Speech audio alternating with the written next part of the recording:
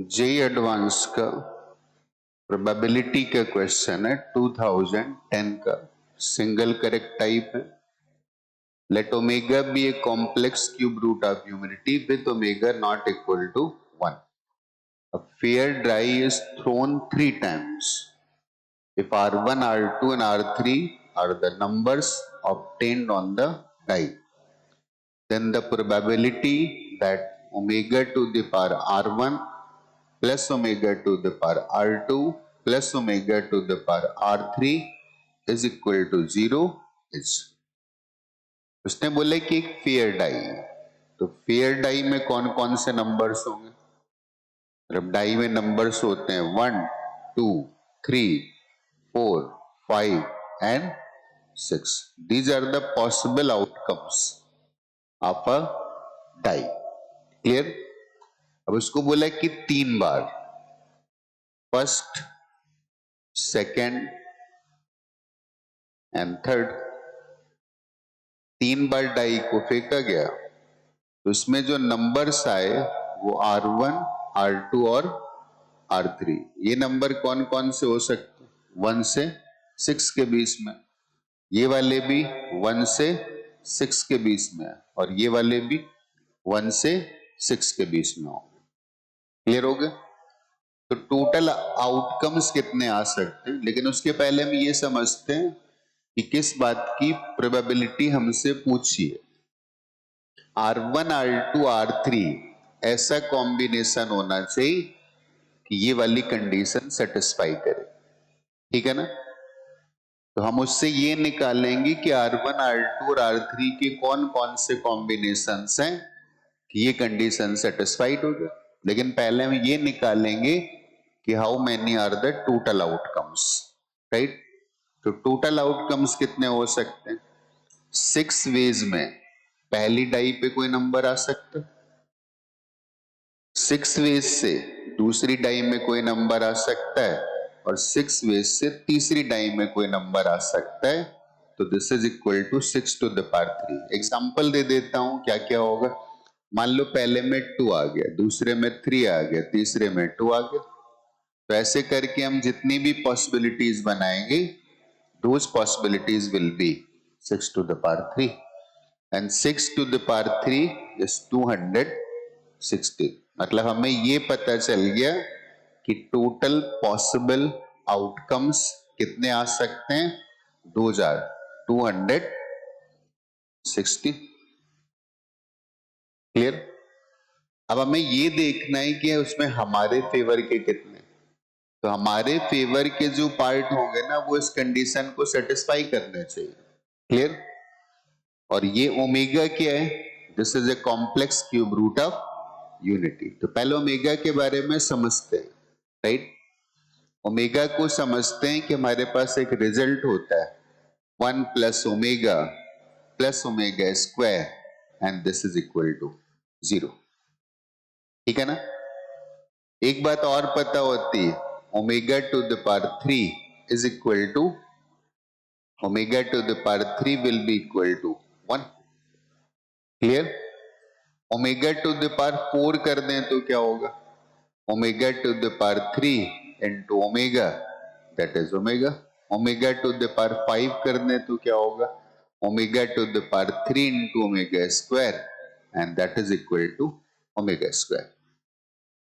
ठीक है ना? Omega is complex cube root of unity. Right? जब इसको समझेंगे तभी समझ में आएगा कि R1, R2, R3 के कौन कौन से कॉम्बिनेशंस यहाँ पे हो सकते हैं. क्लियर? एक चीज नोटिस करना. ठीक है ना? ये वाला जो रिजल्ट लिखा हुआ है, और उसने हमें क्या रिजल्ट दिया था? Omega to the power R1 plus omega to the power R2 और plus omega to the power R3 that is equal to 0. ये कब कब सेटिस्फाइड हो सकता है? ठीक है ना? तो ये पैटर्न हमें ये बताता है कि अगर ये तीनों कॉन्जिक्यूटिव हो गए ना, तो भी सेटिस्फाइड होगा. कॉन्जिक्यूटिव का मतलब क्या है? 1, 2 और 3 हो जाए. अगर R1, R2, R3 1, 2, 3 हो गए ना, राइट, पॉसिबिलिटीज 1 से शुरू हो रहे हैं ना, तो अगर 1 2 3 लिखेंगे ना, तो this will be omega plus omega square plus omega cube and that will be equal to, ये 1 हो जाएगा तो omega plus omega square plus 1, और वो सेटिस्फाई कर देगा। कॉन्जिक्यूटिव का मतलब है अगर 2 3 4 भी होगा तो भी चलेगा।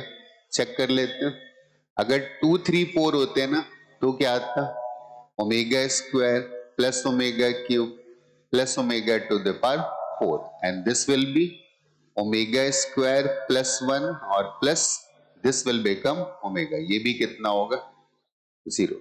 इसका मतलब ये निकल के आता है कि अगर कंजिक्यूटिव हो गए तो भी सेटिस्फाई करेगी। एक चीज और भी है, अगर ऑल्टरनेटिव कंजिक्यूटिव है ना, तो भी सेटिस्फाई करता है। कैसे, जैसे बोलता 1 3 एंड 5, तो 1 3 5 करोगे तो omega plus omega to the power 3 और plus omega to the power 5, and this will become omega square. तो अगर ये ओमेगा स्क्वायर हो गया तो 1 plus omega cube plus omega square and that is equal to 0। अब एक एक छोड़ के अगर कॉन्जिक्यूटिव बना रहे हैं ना, जैसे 1 3 5 था तो और क्या आ सकता है, 2 4 6 आ सकता है, राइट। इसके बाद 3 5 और 7 है ना, तो अगर एक छोड़ के हम करते हैं तो भी पॉसिबिलिटी, राइट। अगर दो दो छोड़ के करें तो क्या होगा, 1 2 3 छोड़ दिए 4, लेकिन फिर 6 के आगे पहुंच जाएंगे। तो हमें यहां से ये कंक्लूजन निकला कि अगर R1 R2 R3 कॉन्जिक्यूटिव होंगे तो भी सेटिस्फाइड होगा, लाइक 1 के बाद 2 के बाद 3, 2 के बाद 3 के बाद 4, 3 4 5, 4 5 6। ऑल्टरनेटिव कॉन्जिक्यूट होंगे मतलब 1 3 5 2 4 6, तो भी सेटिस्फाइड होगा, और दो दो छोड़ने का केस यहाँ पे बनेगा नहीं।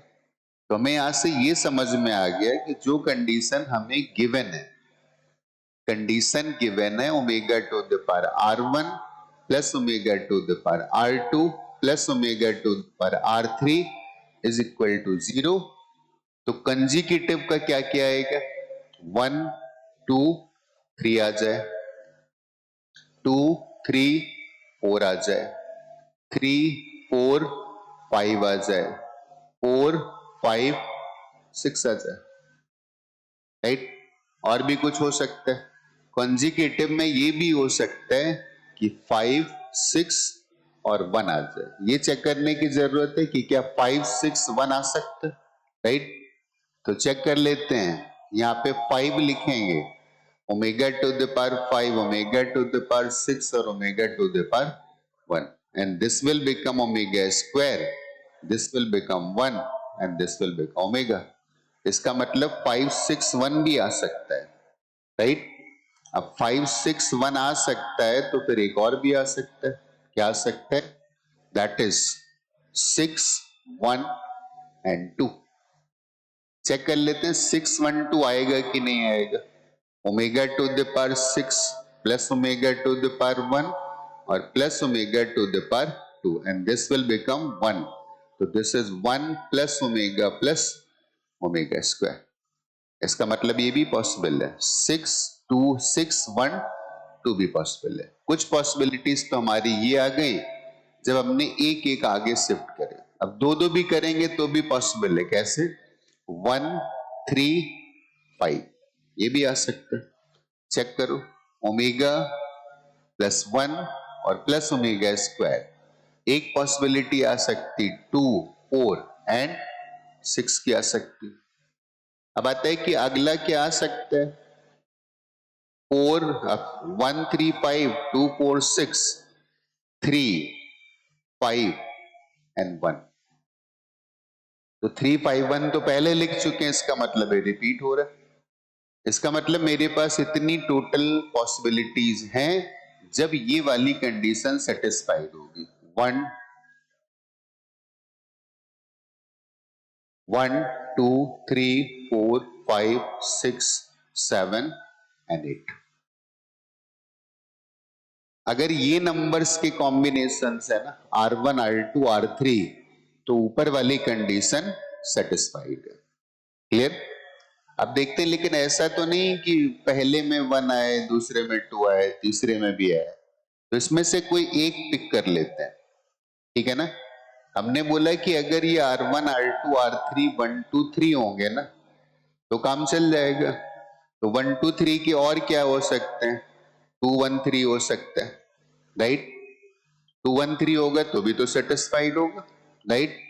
2 3 1 होगा तो भी सेटिस्फाइड होगा, 1 2 3 होगा तो भी सेटिस्फाइड होगा, 1 3 2 होगा तो भी सेटिस्फाइड होगा, अगर 3 1 2 होगा तो भी सेटिस्फाइड होगा, और अगर 3 2 1 होगा तो भी सेटिस्फाइड होगा।